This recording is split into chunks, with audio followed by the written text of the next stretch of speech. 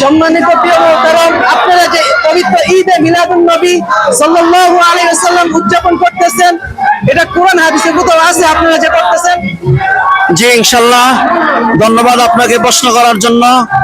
এটা কোরআনের ভিতরে আপনি ওয়াইদা খাযাল্লাহু মিসাকান নাবিয়িনা এই আয়াতের তাফসীরের ভিতর পাবেন 2,24,000 নবী রাসূলরা সবাই ঈদে মিলাদুন নবীর কথা, রাসূলের মৌলিদের কথা তারা আলোচনা করে গেছে।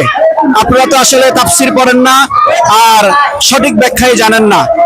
আর দ্বিতীয়ত ইন্নাল্লাহা মালাইকাতাহু ইউসাল্লুনা আলান নবী, এই জায়গার ভিতরে আল্লাহ সুবহানাহু ওয়া তাআলা বলেন নিশ্চয়ই আমি ফেরেশতাদেরকে নিয়ে এই রাসূলের মৌলিদের ভিতরে আমি আনন্দ করছি এবং দুরূদ সালাম পড়ছি, দুরূদ পড়ছি এবং লক্ষ লক্ষ হাজার হাজার অগণিত ফেরেশতা রাসূলের মৌলিদে আগমনের উসিলায় মিছিলের মাধ্যমে ফেরেশতারা দুনিয়ার জমিনের ভিতরে আসছে।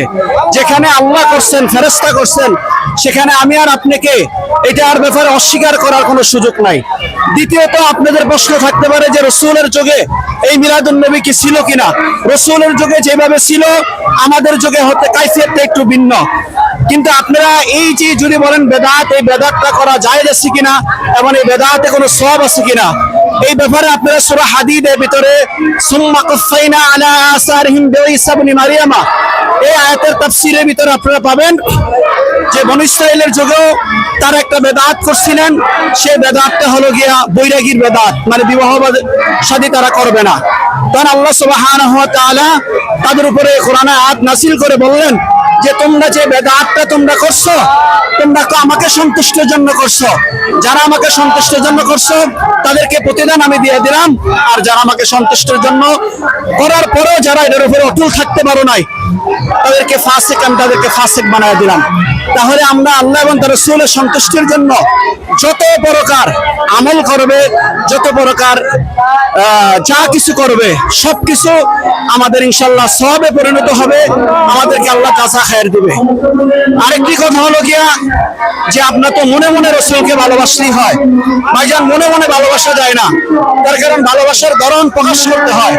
এই জায়গার ভিতরে আল্লাহ সুবহানাহু ওয়া তাআলা রাসূলের আসার আগমন উপলক্ষে নিয়ামত পাওয়ার পরে বেশ আনন্দ প্রকাশ করার জন্য বলছে কুল বিফাদলিল্লাহি ওয়া বিরহমাতি।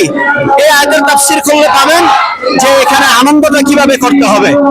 আর দ্বিতীয়ত হলো গিয়া আল্লাহ সুবহানাহু ওয়া তাআলা নামাজটা আমরা আল্লাহকে ঘরে বসে পড়তে হয়, কিন্তু না, নামাজ পড়ার কথা বলছে জামাতে মসজিদে যাও মানুষকে দেখানোর জন্য। তার মানে মানুষকে দেখাও নামাজ। দ্বিতীয়ত হলো গিয়া ঈদের নামাজ বলছে মাঠে, খোলা মাঠে যেয়ে পড়ো। তাহলে ঈদের নামাজ আমরা খোলা মাঠে যেয়ে পড়ি। আল্লাহই বলছে যে তোমরা কিছু আমল গোপনে করো, কিছু আমল প্রকাশ্যে করো। আমরা রাসূলকে ভালোবাসি এটা সারা জীবন গোপনে, কিন্তু ঈদে মিলাদুন নবী আসলে আমরা এটা প্রকাশ করি। আর সেই প্রকাশের পরিণামই হলো এই জশ্নে জুলুস পবিত্র ঈদে মিলাদুন নবী। এটা আমাদের আনন্দ মিছিল, এটা আমাদের র্যালি, এটা কোরআন হাদিস ও সেটা সাফেদ। এরপরেও যদি কেউ যদি বলেন যে এটা জায়েজ নাই, আমি বলবো তার কপালে মিলাদুন নবী নাই। মিলাদুন নবী কপালে থাকতে হয়।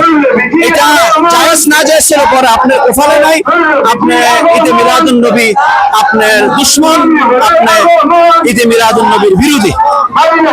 জাযাকাল্লাহ, আশা করি আপনি উত্তরটা পেয়েছেন।